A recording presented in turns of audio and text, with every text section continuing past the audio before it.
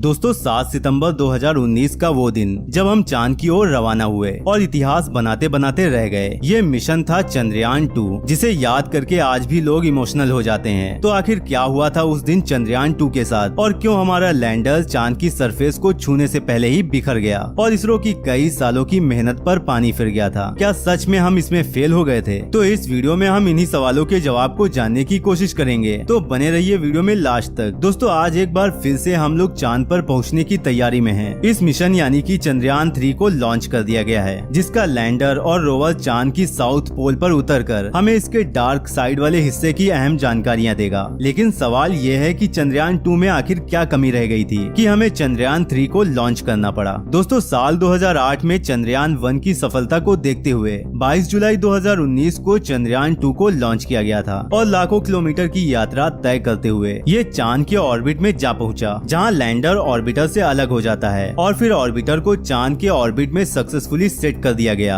और फिर lander orbiter से अलग होकर चांद की सतह पर लैंड होने के लिए चल देता है। जब लैंडर चांद के बेहद करीब पहुंचता है तो यहाँ अर्थ पर ग्राउंड सेंटर में सभी वैज्ञानिक दिल थाम कर बैठे थे। विक्रम लैंडर अपनी स्पीड कम करते हुए चांद की सतह की तरफ धीरे धीरे बढ़ रहा था, लेकिन जब लैंडर चांद के साउथ पोल को छूने ही वाला था, यानी उस वक्त लैंडर चांद की सतह से महज 2.1 किलोमीटर ही दूर था और तभी लैंडर और इसरो के बीच संपर्क टूट जाता है और उसी के साथ पूरे देश के लोगों का भी हौसला टूट जाता है। लेकिन सवाल ये है कि आखिर लैंडर के साथ ऐसा क्या हुआ कि उसने हमसे संपर्क तोड़ लिया। दोस्तों जब लैंडर 35 किलोमीटर की ऊंचाई पर था तो लैंडर काफी अच्छे से काम कर रहा था और वैज्ञानिकों के सभी कमांड को फॉलो भी कर रहा था। लेकिन चांद के और नजदीक जाने के लिए लैंडर की स्पीड और कम करनी थी, जिससे ये सॉफ्ट लैंडिंग कर सके, और इसे कम भी कर लिया गया था। यानी सब कुछ ठीक चल रहा था और लैंडर अपने आखिरी पड़ाव में था और चांद से दूरी महज 6 किलोमीटर ही बची थी। दोस्तों यहाँ अर्थ पर ग्राउंड सेंटर में खुशी का माहौल था। अब लैंडर नेविगेशन फेज में पहुंच चुका था, मतलब लैंडर को किस जगह पर लैंड होना है, और लैंडर की स्पीड भी पहले से कम कर ली गई थी। अभी तक सब कुछ ठीक चल रहा था। अब बारी थी लैंडर को चांद पर उतारने की और फिर फाइन ब्रेकिंग सिस्टम शुरू किया गया, जिसमें लैंडर की स्पीड 0 करके चांद की सरफेस पर सॉफ्ट लैंडिंग कराना था। उधर ग्राउंड सेंटर में भी काफी टेंशन का माहौल था और सभी लोग इसके लैंड होने का इंतजार कर रहे थे। लेकिन तभी अचानक से 2.1 किलोमीटर की दूरी से लैंडर की तरफ से अचानक से कुछ ग्लिच हो जाता है और यहाँ ग्राउंड सेंटर में सन्नाटा छा जाता है और फिर बहुत कोशिशों के बाद भी लैंडर से संपर्क नहीं हो पाता है। ये इंडिया के लिए वही पल था जब सभी के सपने इसी लैंडर की तरह बिखर रहे थे। लेकिन ये मिशन पूरी तरह से फेल नहीं हुआ, क्योंकि हमारे वैज्ञानिकों ने इसके ऑर्बिटर को चांद के ऑर्बिट में सक्सेसफुली सेट कर लिया था, जो कि अब चंद्रयान 3 में भी काम आएगा। इसीलिए चंद्रयान 3 में सिर्फ रोवर और लैंडर ही बनाए गए हैं जो कि मिशन को पूरा करेंगे। लैंडर जो कि चांद की सतह पर सॉफ्ट लैंडिंग करेगा और वहीं एक जगह पर रहकर स्टेशन का भी काम करेगा, और इसी लैंडर से एक रोवर बाहर निकलेगा जो चांद की सरफेस पर उतरकर हमें यहाँ की जानकारी देगा। और अगर सच में ऐसा हो जाता है तो इंडिया दुनिया का चौथा देश बन जाएगा जो चांद पर सॉफ्ट लैंडिंग करेगा। दोस्तों आशा करते हैं कि ये वीडियो आपको पसंद आई होगी। अगर वीडियो अच्छी लगी हो तो चैनल को सब्सक्राइब करके बेल आइकन को दबा दीजिए और साथ में वीडियो को लाइक करना मत भूलिएगा।